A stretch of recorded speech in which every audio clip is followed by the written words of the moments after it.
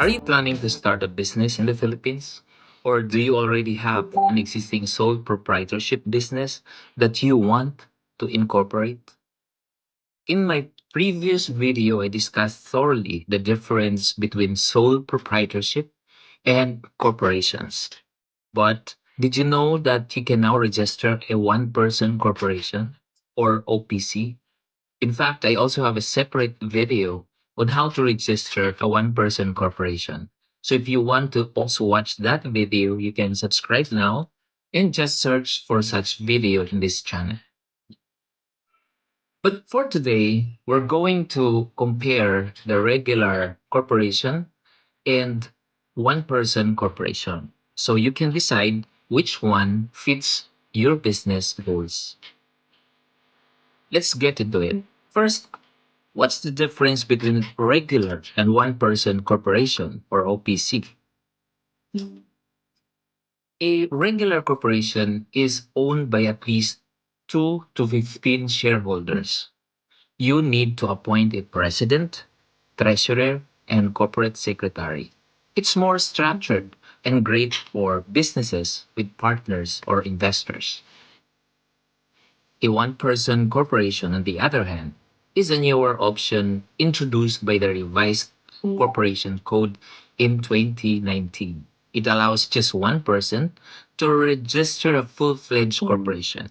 No need for partners or incorporators. Just you.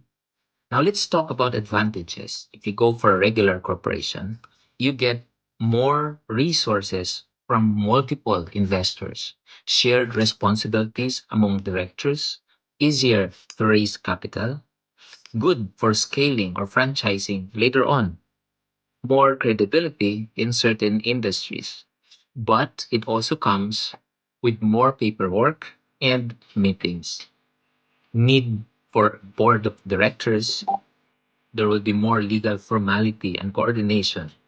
Now, the one person corporation, on the other hand, has its own set of benefits. You're the boss, period.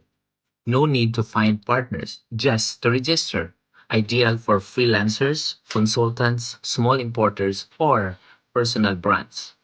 Simpler structure, fewer meetings, still offers limited liability protection, unlike sole proprietorship. But here's the catch.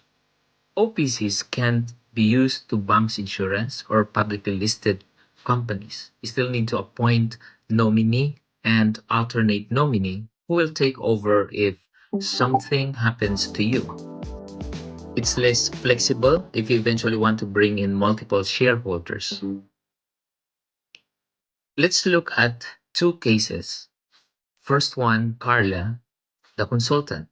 Carla is a marketing strategist who runs her own agency. She wants to limit her liability, look more professional, and work with corporate clients.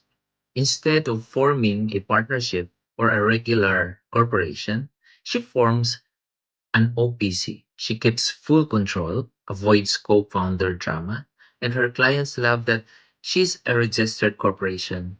So win-win. Case number two, Brian and friends. Brian and two buddies are building logistics business. They each contribute capital and play different roles in the company. A regular corporation is the way to go. They share ownership, issue shares, and set up a board of directors as they grow their attract investors. Their structure allows them to expand nationwide. So, which one is for you? Go for a one person corporation if you're a solo entrepreneur, you want simplicity and control, you're offering services, selling online, or freelancing, and you choose a regular corporation if you're starting with partners. You plan to raise funding, you're in a high growth or high compliance industry. Both give you the key advantage, limited liability, protection. That means your personal assets are safe, unlike sole proprietorship. So, my final tip, If you're just starting solo but plan to grow later, you can always convert your OPC into a regular corporation when you're ready to scale. Business isn't one size fits all anyway. So choose a structure that fits where you are and where you're headed. If you found this helpful, don't forget to like, share, and subscribe for more business tips made simple. See you in the next video.